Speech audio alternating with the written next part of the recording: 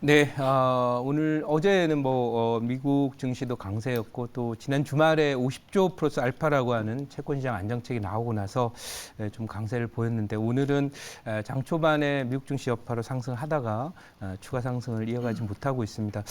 특히 오늘 우리가 주목해야 되는 것은 본격적으로 이 신냉전이 본격화하면서 시진핑의 4년 3연임 이후에 외국인들의 대중국 계열에서의 탈출이 이어지면서 어제 홍콩 증시가 6.3% 폭락한 데에서 오늘도 지금 1.2% 하락하고 있고요. 더불어서 또 이 대만 증시도 오늘 지금 1.5% 하락하면서 중국 증시의 1%대 하락과 함께 전반적으로 중국과 연관돼 있는 그런 비즈니스를 한다든지 이런 부분과 관련된 그 매도세도로 인해서 관련 그 중화계 기업들 내지는 주가들이 많이 빠지고 있는 그런 상태입니다. 한편 오늘 베트남도 역시 계속 빠지고 있습니다. 어제 3.6% 정도 빠졌던 베트남 증시 오늘도 지금 1.7% 정도 전후에 하락을 하고 있는데요. 지금 흐름을 보면 과거 아시아 외환위기가 바로 태국에서 출발을 했지 않습니까? 근데 이것은 이번에도 역시 항상 금리 급등이 있고 나서는 금융위기가 오는데 경험적으로 이런 금융위기나 이런 부분의 키워드는 정치 불안이나 또는 어떤 패권 전쟁과 관련이 있습니다. 그래서 그런 면에서 볼 때 이번에는 이제 패권 전쟁과 연관을 좀 맺고 있다 이렇게 볼 수 있고 제가 그 오면서 이제 농담으로 그런 얘기를 했는데 이번에도 또 아시아야 이런 생각을 했는데요. 오늘 대만 증시가 보통은 이제 그 견고한 실적이라든지 이런 부분 때문에 한국 증시하고 비슷하게 움직였어요. 근데 오늘은 어제도 좀 그런 모습을 보였는데 낙폭이 굉장히 깊습니다. 그리고 이 대만에 대한 어떤 침공이나 통일 의지를 이제 버리지 않고 있는 시진핑 주석이기 때문에 그거에 대한 우려가 주가에 반영되고 있다 이렇게 말씀드리고요. 이런 말씀은 좀 그렇지만 차트 패턴으로 보면 베트남 증시라든지 항생 그 지수 그리고 그 대만 지수도 거의 우리가 IMF에 들어갔던 97년도에 초중반에 있었던 차트 흐름과 비슷하기 때문에 이 점 꼭 유념하시기 바라고요. 이게 비록 소위 증권 방송이지만 경제적인 흐름을 보면은 이제 경제적인 흐름이라는 것은 이제 사람들의 행동 의사 결정이 집약된 모습이거든요.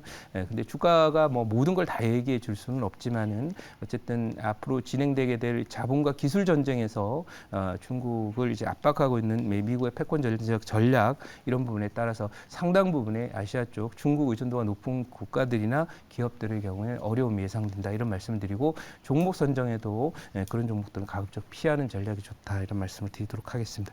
자, 그래서 오늘 편입한 종목도 전혀 여기하고는 상관이 없는 유럽과 연관된 관련 종목 갖고 왔으니까요.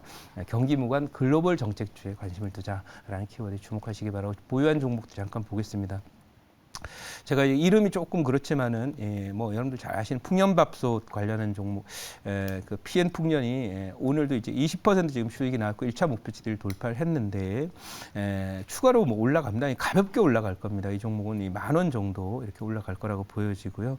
지금 정치권에서 벌어지는 여러 가지 여러 가지 그 조사라든지 또는 이 구속이라든지 이런 부분들이 계속 진행이 되면서 정치권과 관련된 어떤 흐름이 또 야당 대표의 어떤 위상을 흔들고 있는 그런 상황이고 또 반대 수혜를 받게 되는 그런 종목으로서 정치 테마 PM 풍년을 소개드렸는데요.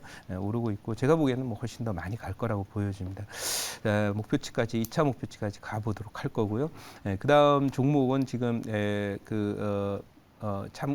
한번 좀 봐줘야 되는데요. 이 포스코예요. 포스코 홀딩스인데요. 오늘 사실은 좀 빠져요. 이거 오르다가 여기 저항을 받아서 빠지는데 이렇게 강세 다이버시티가 만들어진 이후에 이렇게 좀 조정이기 때문에 실적 발표 있고 그러면 조금 쉴 수밖에 없어요. 왜냐하면 포스코가 실적이 좋아서 올랐던 종목이 아니라 리튬 광산과 관련돼서 올랐기 때문에 실적 발표 나오면 좀 조정을 받습니다. 그러나 그것이 이제 큰 그림에서는 저점이 만들어질 거라고 보고요. 결국은 이 종목이 상승을 한다면 이것도 이게 중국과도 연관이 있는 종목이죠. 그렇지만 어쨌든 상승을 한다면 그것은 리튬과 관련된 배터리와 관련된 모멘텀으로 히토류와 관련된 모멘텀으로 가게 될 것이다. 이런 말씀을 드리도록 하고요. 목표치까지 갖고 가도록 하겠습니다. 자, 그럼 오늘 편입할 종목 편입을 해보도록 하겠습니다. 네, 오늘 편입할 종목은 23,750원 현재 기록하고 있고요. 이 종목은 뭐 여러 차례 지난해에도 뭐 많이 편입을 했었고 또 제가 경협주 할 때도 많이 편입을 했던 종목입니다. 경협주 얘기할 때는 순수 테마주로 경협 관련 종목으로 올랐었는데 지금은 이 종목이 실적이 뒷받침이 되면서 방산주로 새로운 모멘텀을 가지고 1차 상승을 여기서 했어요. 그래서 본격적으로 뭐 전차를 이제 이 종목을 했기 때문에 이 종목 이제 본격적으로 갑니다. 이 종목은 바로 현대로템이라는 종목이고요. 최근까지 이 종목의 모멘텀은 방산이었고 실제로 매출이 일어나고 있고 폴란드에 수출하고 있죠. 그리고 지금 다시 말씀드리는 지금 모멘텀은 이 방산 모멘텀은 이제 계속 그대로 갑니다. 가는 과정에 죽지 않은 가운데 이것은 이제 우크라이나 재건 관련한 모멘텀으로 이 종목을 소개를 드리도록 하겠습니다. 그래서 우리 정석일 매니저 포트에 있습니다만은 어쨌든 이 종목 뭐 좋은 자리에 있기 때문에 그리고 당시에는 이제 우크라이나 재건 모멘텀도 있지만 방산 모멘텀이나 이런 부분도 함께 또 생각을 했을 건데요. 지금은 방산 모멘텀도 중요하지만은 또 이 재건 모멘텀 이 부분도 생각을 하자 이렇게 말씀을 드립니다. 최근에 이제 러시아가 뭐 터키라든지 뭐 사우디라든지 두루두루 자기하고 좀 친하면서 중립 지역에 있는 국가들에게 이 푸틴이 전화를 걸어서 간복에 들어갔다. 우크라이나 전쟁과 관련해서 더 이상 끌면 끌수록 사실은 이제 국력의 소모가 심하고 국론의 분열이 심하면서 또 이 자기 정치적 입지도 상당히 곤란한 상황에 처하게 되는 푸틴이기 때문에 이거 아마 내년도까지 계속 그 전쟁을 이어가기 어렵다라고 판단하는 것 같아요. 그래서 겨울이 진행이 되면서 아마 뭔가 좀 조치를 하지 않을까 생각을 하고 있고 더 전쟁해봐야 뭐 얻을 것도 별로 없거든요.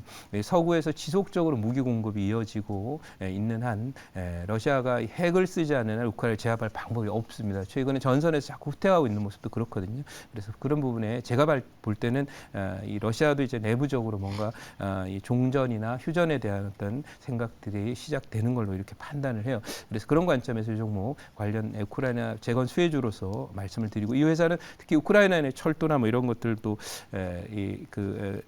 해구 건설도 하고 또 거기에 AS도 했던 그런 경험이 있기 때문에 아마 우크라이나 문제가 또 이렇게 종전 선언이나 휴전 협상 이런 부분이 있는 모멘텀이 되면서 갈 거다 이렇게 말씀을 드리도록 할게요. 준비된 자료 보도록 하겠습니다.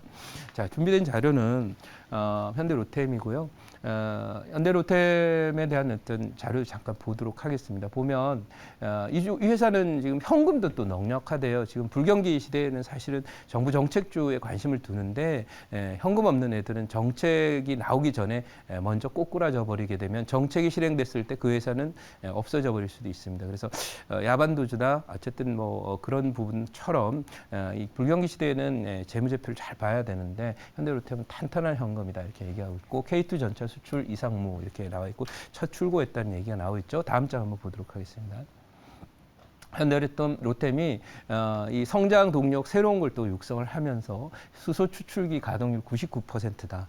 자, 이 99%는 뭐 잠깐 소위 100%라고 해도 과언이 아닌 그런 정도로 그러면 이 수소 추출기를 통한 영업 이익도 이제 앞으로 나게 되겠죠. 그래서 앞으로 성장 산업이라고 볼 수 있는 이 수소 관련한 핵심 또 영향을 갖고 있었기 때문에 미래에 대한 어떤 성장도도 확보했다 이렇게 말씀드리고 충주에 추가 한기를 또 설치한다라는 내용이 나와 있습니다. 그러니까 수소 산업 쪽에도 발을 들여놓고 있는 모습이고 다음 장 한번 가보도록 하겠습니다.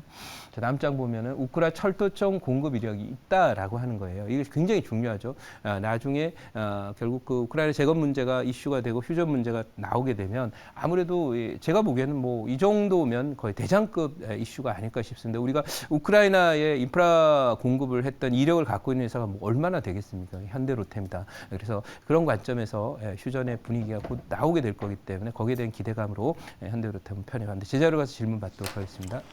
네, 제가 질문 드리겠습니다. 지금 이제 이번에 그 시진핑이 3기가 시작이 됐는데 네네네. 그 면면을 보니까 이제 중국은 원래 권력을 이제 세 개의 이제 정당이 나눠 가졌는데 이번에는 네네. 시진핑 태자당에서 거의 이제 독점을 했다 이런 평가가 나오고 있습니다. 그러므로 인해서 중국의 그 대만에 대한 공격적인 앞으로 성향은 더 드러날 것으로 보고 있고요. 네네. 그러므로 인해서 이제 대만도 거기에 맞대응을 해서 군비 경쟁을 할 것이고 군비 네. 증강을 할 것이고 또 유럽 같은 경우는 그 러시아를 더 이상 이제 믿을 수가 없기 때문에 네. 좀 더 이제 군비 증강을 할 것이고 또 북한 같은 경우도 또 나름대로 계속 지금 막 포를 쏘아대고 있거든요. 네.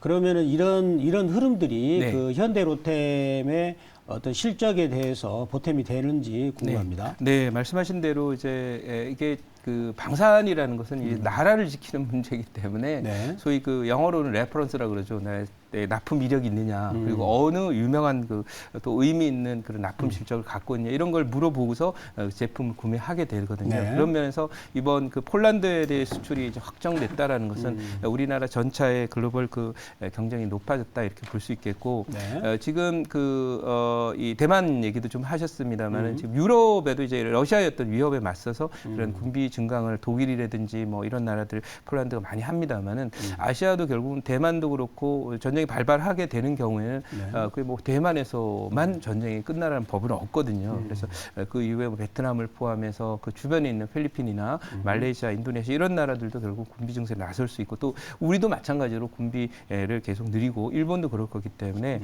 이런 그 미래의 어떤 업황적인 측면에서는 현대로템은 긍정적인 그런 모멘텀이 될 거예요. 이렇게 말씀드리고 네. 1차 목표치는 29,000원, 2차 목표치는 35,000원, 손절은 2만 원 말씀드리도록 하겠습니다.